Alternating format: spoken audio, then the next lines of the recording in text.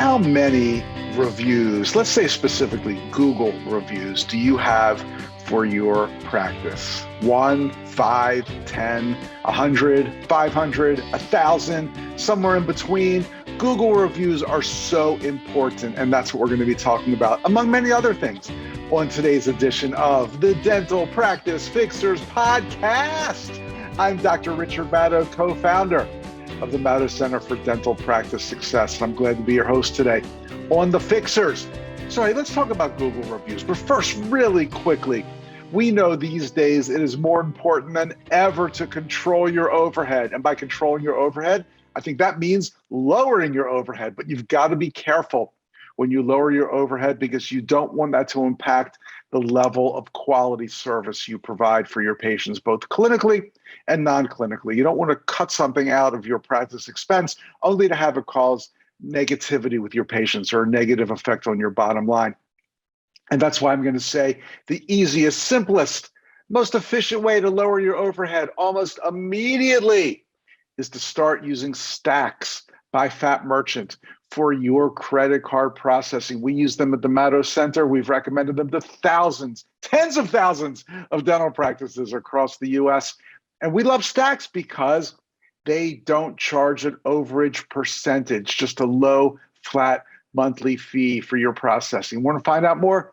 Go to madow.com/save. You make one phone call. The change is seamless. You're on autopilot, and you save money every single month, just like we do at the Madow Center. So again, go to madow.com/save. Okay, let's talk about reviews for a second, for a minute, for quite a few minutes. I think you've heard me say this before, but my medical doctor, my internist, who I really, really like, he's the greatest guy ever. I respect him so much. I actually pay a quarterly fee just to be his patient. He's one of those VIP doctors, concierge doctors, whatever you want to call it. I gladly pay a quarterly fee to have him as my doctor. Well, it used to be that if he would refer me to someone, whatever, an orthopedist for a shoulder issue that I had, an ENT for sinuses, dermatology for a huge pimple, I don't know, whatever the case, you know what I mean? When your internist or your general practitioner has to refer you, well, I used to do whatever he said automatically. If he said, call this doctor, I'd call them immediately. These days, it's a little different when anything is recommended to you even by someone you trust, whether it's a physician, a dentist, a product, a plumber, a pair of headphones. I don't care what it is. What's the first thing you do? You Google it. You go tap, tap, tap, tap, tap, tap, tap. You're going to look at their website, and you are certainly going to look at reviews. I know whenever I purchase something on Amazon, which, it could be like 20 times a day, I always look at the reviews, and they're so influential, even if I think they're fake. I don't know. We just love looking at reviews. It's like the modern day word of mouth. So it is extremely important to have a lot of reviews for your practice. And good reviews, of course, sure, you want 5-star reviews. Some people say that if all you have is 5-star reviews, it looks fake. So you can make the argument for having a few 4, 3, 2, 1-star reviews thrown in there. But of course, you want to have mostly 5-star reviews, and you want to have lots of them. And since most searches are done on Google, and Google owns the world, and YouTube, they own everything, right? They own the world. They showcase the Google reviews the most. So when you search for something, you Google for something, whether it's a dentist, a specialist, a chiropractor, a new pair of headphones, some running shoes, a vacation, I don't care what it is, Google highlights the Google reviews. That's usually the thing you see first. So it's so important to have a ton of excellent and maybe 1 or 2 not so great Google reviews for your practice. So how do you get great reviews? Well, the essential first step in getting great reviews is you have to deserve them. If you are not giving your patients an experience where just about every single person that walks into your office could legitimately, sincerely, honestly give you a 5-star review, well, let's get that house in order, so to speak, before we start worrying about reviews. Because if you're not giving a good service or a good product, whatever you want to call it, and you start getting reviews, well, they may not be so good. So the first step is getting your house in order, making sure that you actually deserve 5-star reviews. If you want to chat about how to do that, I'd be glad to talk to you about how to make your office the greatest office in your area. You can actually schedule a call with me if you go to maddo.com/chat.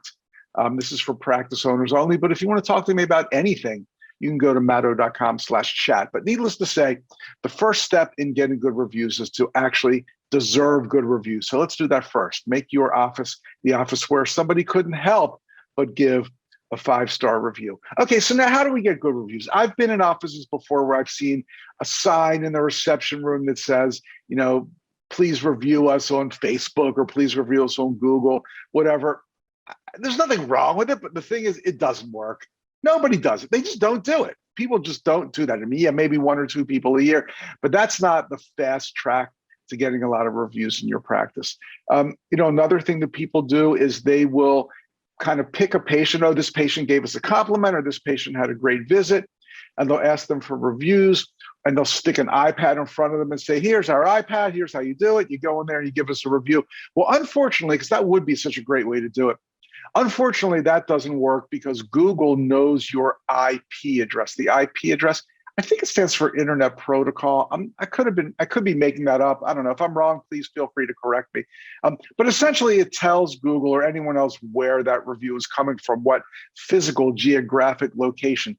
And Google knows, and I think Yelp does too, that if a review comes from the same place of business, in other words, if you're reviewing a car wash and the review comes from the geographic location of the car wash, boom, they sniff that out in a second and they don't allow it. Because let's face it, they don't want you and your team and other people who are in your office to review your office. So it can't come from your office IP address. And unfortunately, because it would be great if it worked, that's why handing somebody an iPad in your office and say, here, give us a review, that's why that doesn't work. So since we know we can't do that, a lot of times we'll just say to a patient, and specifically a targeted patient, they say they had a great visit, or they had a great before and after, whatever, and you'll say to them, hey, we'd love for you to go give us a Google review when you get home. And I mean, it's okay, but let's face it, most of the time they forget, and we all get frustrated because they just don't do it. Again, a small percentage will, but most won't. The fact is you need some kind of system, and that system involves communicating with the patient after the visit, either text or an email. They'll get something from you. Let's use email in this example. They'll get an email from you kind of asking how their experience was, which brings up another point. One way to do this is to only target patients who will give you a good review. Again, somebody who just complimented you, somebody who just couldn't help but give a great review because they had an excellent experience, and only ask those people or only send those people a follow-up email or text that asks for a review. That's fine, but it just seems like you're limiting the amount. And sometimes people are quiet and their visit was nothing exceptional, but to them it was a great experience and they'd love to give you a 5-star review. So it's really good to contact everyone, but then how do you eliminate, or how do you kind of filter out the people who didn't have a good experience? Well, again, let's get back to the email example. One great way to do it is to send an email, send some niceties, whatever, and then say, how was your visit? Now, this is something you're going to probably have to have your tech person or somebody who's very tech savvy set this up, but it'll say, how was your visit? And, you can have the smiley face for good and the red frowny face for bad. And if they hit bad, it won't go to a review site. It will say, we're so sorry to hear that. Please get in touch immediately to let us know how we can improve. Again, you want to help. You want to be sincere. If somebody had a bad visit, you certainly want to know about it, and you want to be able to help them or mitigate whatever issues they were having. So if they hit their visit wasn't good, you get an email, you contact them immediately, you try to make nice, et cetera, et cetera. If they click their visit was good, then that can go to something where you send them a link that says, please review us on Google, click here, then your Google review site comes up, or please review us on Yelp or Facebook or whatever it is. So this way you can send the email to everyone, but the people who had a negative experience will be filtered out, and the people who had a positive experience will be given a direct link or QR code, or however you want to do it, to put a good review on your site, which could be Google, Facebook, Yelp, et cetera, et cetera, et cetera. So that's a great way to do it. Now, one thing I would advise you to do is to, I was going to say warn, it's not really a warning, but tell the patient ahead of time to expect this. I know so many times when I take my car in for service, for example, and I generally have a good experience.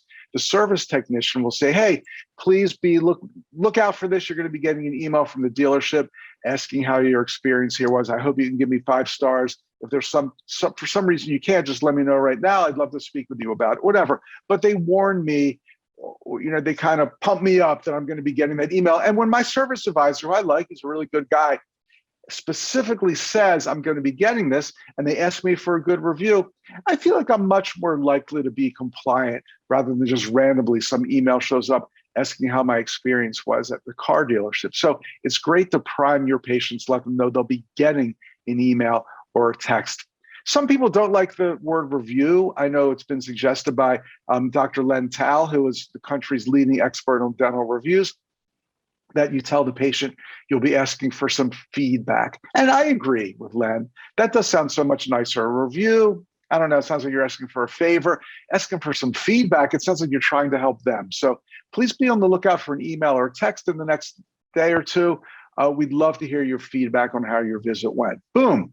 That is a great way to do it. So again, these are all some really good, easy tips. The sign doesn't work that well. Handing them the iPad, you can't do it because Google sniffs that out. Telling the patient they'll be getting a request for some feedback is good. And if you want to target it, that severely limits. I'm trying to recap everything here because I feel like I just talked a mile a minute. If you just only send it to patients who you target, could be good, but it really limits the amount of patients you'll be asking. And remember, quantity is so important in reviews. Your quality is important, but you go on a site, they have 14 reviews. No matter how good those reviews are, it's not nearly as impressive as a dental office with 500 reviews. I certainly feel that way on Amazon. I'm looking at a product, it has 5-star average, but it has 4 reviews. That another product has 10,000 reviews. Well, I'm going to buy the 10,000 review every single time. Now, in dentistry, we're not going to get 10,000 reviews, but you can have 100, 500, 1,000. Absolutely. It's not going to happen overnight, but it can happen. So having a lot of reviews is very impressive. And Google likes that too. And everybody talks about how to organically get your office better visibility on Google. Nobody, well, I don't know, maybe Sergey Brin knows, but nobody knows the algorithm outside of Google land. But I think it's pretty clear that if you have a ton of good reviews, you're much more likely to have a higher ranking with Google. You're more likely to be in the MAP pack, not the RAT pack, the MAP, M-A-P pack, which is that listing of 3 or 4 geolocations that come up during a Google search. That's really, really powerful. So getting a lot of reviews helps you with Google in so many ways. So again, rather than filter out the patients, send an email to everyone, but then filter out after they get the email. So if they had a bad experience, they'll tell you and they won't go to a review site. So again, this was really quick. I think I talked for about 6 or 7 minutes, but I just gave you a ton of tips on how to get great reviews. My favorite tip is to just automate the entire process. Because let's face it, it's one of those things, kind of like asking for referrals. You're kind of hyped up about it, but then after a day or two, you just get busy, you forget about it, you get turned off because the patient won't do it for whatever the reason. I love it when the whole system is automated. You can try to talk to your tech person and try to build this out yourself, but I'm going to say, why not copy what's already working? My favorite place to do this, place is a weird term to use. My favorite system for doing this is the one created by BirdEye. BirdEye is a company that operates in the US and Canada, I think Mexico, several other countries throughout the world.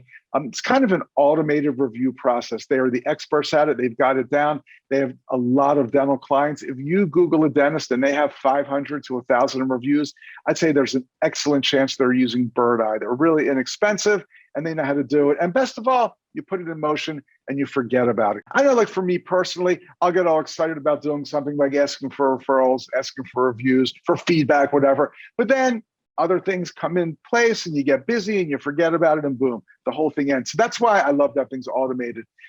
Again, I don't want to turn this into a commercial for BirdEye because it's so much more than that, but I do love BirdEye. I'm going to suggest you check them out. Of course, we asked them if we could set up a page for them, and it's Mato.com/reviews. Just go to Mato.com/reviews to learn more about BirdEye. And of course, we demanded, strong word there, demanded that they offer a special deal for people who are Mato fans. You listen to the podcast, you're on our email list, whatever. So go to Mato.com/reviews, get a demo, see if BirdEye's for you. Whether it is or not, start this moment. Have a team meeting, talk about it, start talking about how you can get more reviews and specifically more Google reviews, or do it the easy way, use Bird Eye, find out at matto.com/reviews. Okay, that's enough about reviews for today because we are going to get to our mystery shopper calls. I did a call today. I haven't done this one for a while. I think I did this one a few years ago. And that is I am pretending that I am a dad with little kids, not that little, and I want to see if you see children in your office. I'm not pretending I'm a dad because I am a dad, but my kids are all grown. So now I'm pretending that I'm the dad of an 11 and a 7-year-old. Now, in my practice, I love seeing kids, not because I liked seeing children as patients. I love children, but not really as patients that much. Let's face it, the hygienist did most of the work anyway. They weren't super profitable, but I learned that if you are good to the kids, you are the hero to the parents. And I got so many great patients by being good to their kids. So the setup for the mystery shopper call today is, I'm a dad, I've got 2 kids, age 7 and 11. Can I bring them to your beautiful office? Oh, by the way, I don't have insurance, so I want to pay for everything flat. Couldn't be a much better patient than that, could there be? Okay, let's find out. Go over here to Command Central, and we'll do call number 1. Yeah, do you see children in your office? We do. We see children for cleaning and checkups, usually after the age of 5. We do, because we don't have a pediatric dentist, but we do cleaning checkups for kids. Okay, so my 2 kids, they're 11 and 7. That'll be no problem. Yeah, that should be fine. Cool. And if I don't have insurance, which I don't, do you just take payment by check or cash or credit card or anything like that? Yeah. So an initial checkup and cleaning appointment is $150. That's for everything? Everything. X-rays, cleaning, exam. Okay, good. And then also my wife and I probably are looking for a new dentist as well. So I'm guessing if things go well with the kids, we can make appointments then as well? Of course. Yes, Great. Of course. Cool. Well, hey, thank you so much for that info. Appreciate it. Of course, no problem. All right. Bye. Okay, bye-bye. Okay there. She was nice. She was super friendly. I don't know why she had to throw in we don't have a pediatric dentist. I mean, for a 7 and 11-year-old, assuming they don't have any issues, they probably do not need a pediatric dentist. So again, just something to get the person on the phone thinking, oh, pediatric dentist, I didn't even know there was a such thing. Should I be sending my kids to a pediatric dentist? You know how people are. You put an idea in their head and it's just a reason to put things off. So I don't think it was necessary to say that. But in general, she was polite, friendly, kind of upbeat. I want to bring in 2 kids. Then if things go well, I want to come in. I want to bring my wife in. I want to pay cash. Boom, great family that she made absolutely no attempt to schedule. Come on now. Get the appointment. I'm there, probably ready to schedule my 11 and 7-year-old. She made zero attempt to get me on the schedule. I'm going to have to say, not acceptable. Let's move on to the next call. For calling Dental, Mary speaking. How can I help you? Hi. Do you see children in your office? How old is the child? Well, 2 kids, 11 and 7. Yes. And what insurance do you have? I don't have insurance. Yeah, we do see kids. Okay. So since you mentioned insurance, if I don't have insurance, how can I pay for the visits? Exam, X-rays, and cleaning for each child is $375. For each one? Yes. So that would be $750 for 2 kids? Yes. Wow, what does that include? That's a lot of money. Exam, X-rays, and cleaning. Okay, and can I use a charge card for that? Yes, sir. Good. And if things go well, which I'm sure they would, you would see adults too. My wife and I are looking for a new dentist also. Correct. Yeah. And is it the same price there for the checkup and cleaning? Yes. Okay, good. Well, thank you so much. You're welcome, sir. Okay, bye. Click. All right, $375 for pediatric exam, prophy, and x-rays. Wow, seems a little steep to me. The previous office was $150. I'm going to go with $150. But I don't know. I mean, first of all, you can tell right from the bat she was very monotone. Yeah, crawled down, loves and then she said, yes, we do see kids here. What a perfect segue to let's get yours on the schedule. I gave her like 5 opportunities to answer the question and then say, let's get your kids on the schedule. She did absolutely nothing, no effort.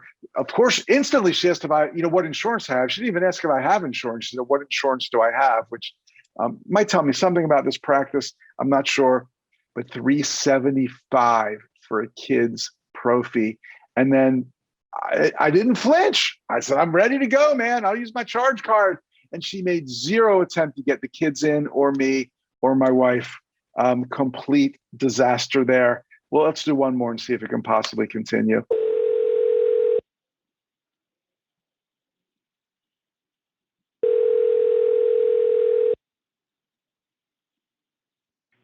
Dental office, how may I help you? Hi, do you see children in your office? Depending on how old? Yeah, my kids are 11 and 7. Yes, we would. Good. And I don't have dental insurance. How much do you think of the first visit would be for each? For each, it would be roughly around $325. Okay, so $650 total. Correct. And can I pay that with a credit card or other options? Yes. Yes, credit card works. Good. Credit card works fine. Cool. And I'm guessing you see adults as well.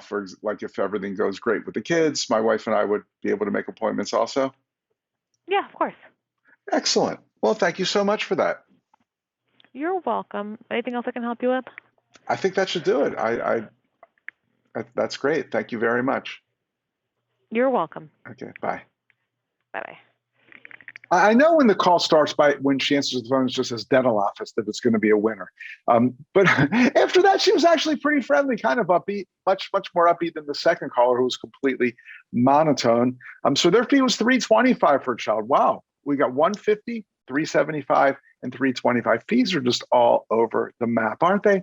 Aren't they just crazy? Again, I made it very clear that this was going to be a family of 4, 2 adults and 2 children that wanted to come in. And she made zero attempt. And then at the very end, she almost saved herself. I thought she was going to say, let's get you on the books and make an appointment. What's good for you? But she just said, is there anything else I can help you with? Waiting for me to make the decision. Yes, I want to make an appointment. And I said, no. And she just said, okay, thanks for calling. Boom, hangs up. This is just unbelievable. I mean, I made these 3 calls right in a row, same part of the country. They lasted about 1 minute each. I wanted to bring in 4, count them, 4 patients. We're talking about thousands and thousands of dollars. I mean, in the case of the second office, that was going to be $750 in production in probably an hour. $725. So whatever. So $650 for the second office for 1 hour of hygiene time. Not too shabby, right? And they made no attempt. I mean, zero attempt to make the appointment.